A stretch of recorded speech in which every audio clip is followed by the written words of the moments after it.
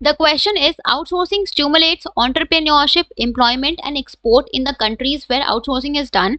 Identify the need of outsourcing highlighted in the above case. तो यहाँ पे question में गिवन है कि जो आउटसोर्सिंग है वो जिस भी कंट्री में हम आउटसोर्सिंग करते हैं उस कंट्री के में एंटरप्रेन्योरशिप, एम्प्लॉयमेंट और एक्सपोर्ट को स्टिमुलेट करता है, प्रमोट करता है, राइट।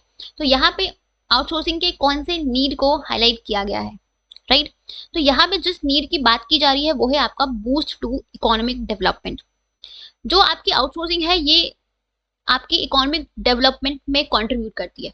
कैसे?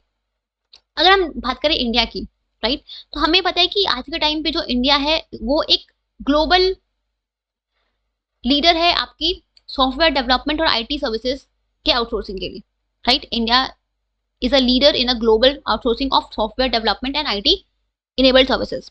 लाइक जो अराउंड जो भी आपकी आईटी सेक्टर्स में जो भी आउटसोर्सिंग होती है उसकी 60% जो आउटसोर्सिंग होती है वो इंडिया में होती है, राइट। तो इससे क्या होता है, जब आपकी फॉरेन की कंट्रीज किसी दूसरे कंट्री में आउटसोर्स करती है, राइट, तो उस कंट्री में आपकी एम्प्लॉयमेंट जनरेट होती है, लाइक वहां के कंट्री के लोगों को एम्प्लॉयमेंट मिली, राइट। जब वहां के लोगों को एम्प्लॉयमेंट मिलेगी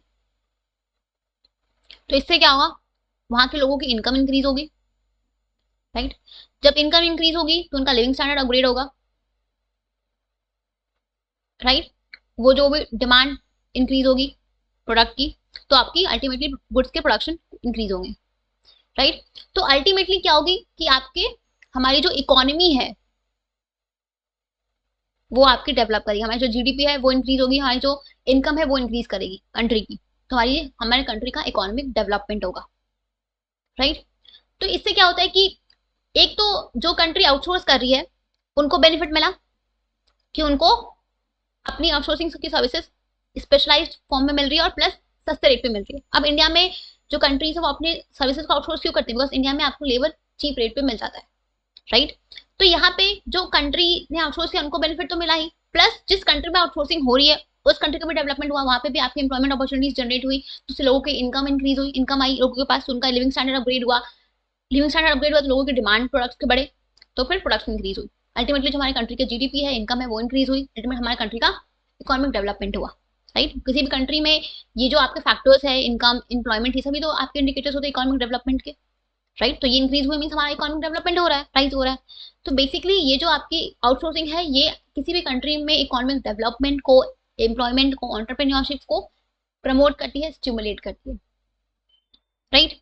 तो यहाँ पे और आज के टाइम पे इंडिया एक बहुत ही ज्यादा फेवरेबल डेस्टिनेशन है आउटसोर्सिंग का, बिकॉज यहाँ पे आपके स्किल्ड मैन पावर अवेलेबल है, गवर्नमेंट की जो पॉलिसीज है वो भी काफी फेवरेबल है, प्लस आपकी जो वेज रेट है वो काफी कम है, आपको चीप लेबर्स मिल जाते हैं, स्किल्ड लेबर्स मिलते हैं सस्ते रेट पे, ठीक है।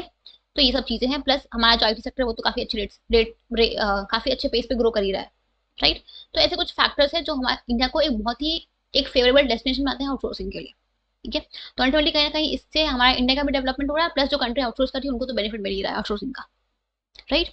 तो यहाँ पे both option number 2 that will be boost to economic development will be your correct answer. Clear?